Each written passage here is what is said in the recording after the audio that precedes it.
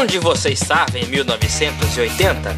Se a resposta, assim como eu, for que ainda nem existia, então só nos resta voltar ao passado e vermos neste momento os carros mais legais de 1980.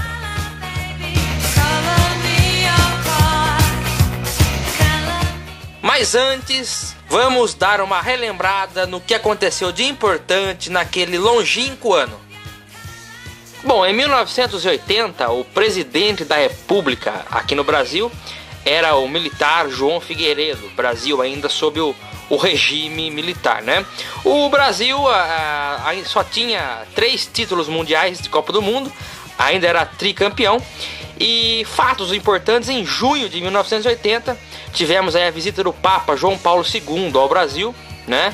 Foi uma coisa bem marcante mesmo. E em julho, lamentavelmente, tivemos aí o fechamento da rede Tupi de televisão, a primeira emissora da América Latina, inaugurada em 1950, faliu aí em 1980, teve os seus transmissores lacrados. Quando a Tupi do Rio saiu do ar.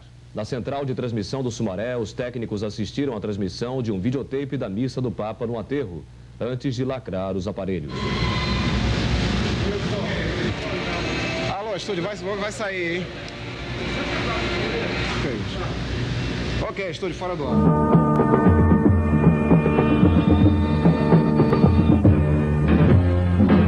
Rede Tupi.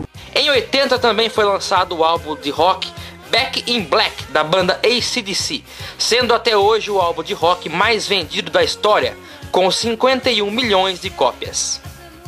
Naquele ano também o veículo mais vendido, como de se esperar, foi o Volkswagen Fusca.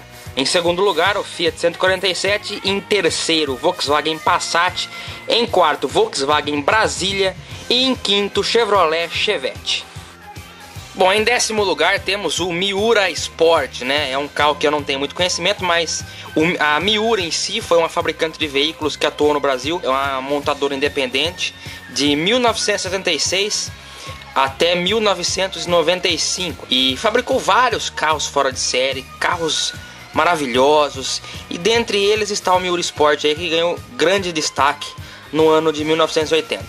Em 9º lugar, o Puma GTS. A Puma todo mundo acho que já conhece, e a Puma GTS em particular, a versão conversível, né? Tivemos a GTE ou GTE, como preferirem, que era a versão com capota fechada, e a GTS aí era uma ótima opção para quem gostava de carros conversíveis em 1980.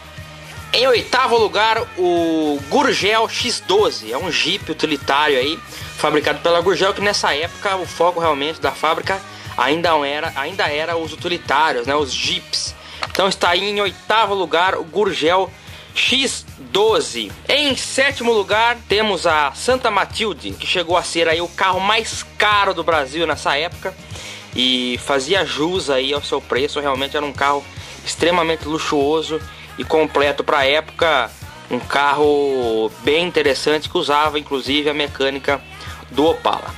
Em 6º lugar, Fiat 147 Picape. Hoje ela é muito badalada aí pelos entusiastas. Na época poderia até ser um utilitário comum, mas eu achei muito interessante colocá-la aqui na lista.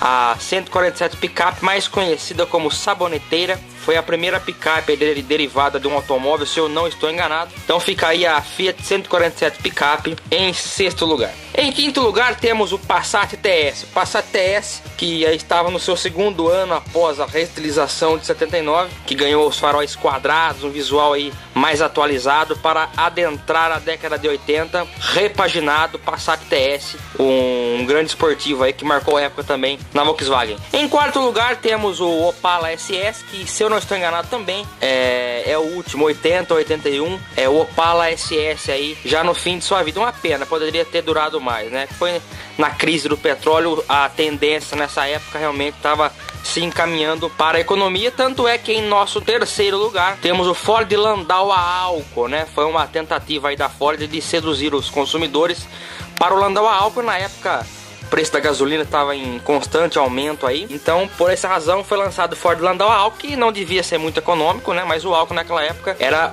barato. Em segundo lugar, o Dodge Charger RT, já com a frente bicuda, né? A partir de 79, o Charger RT saiu com essa frente, mas também já estava no fim de sua vida.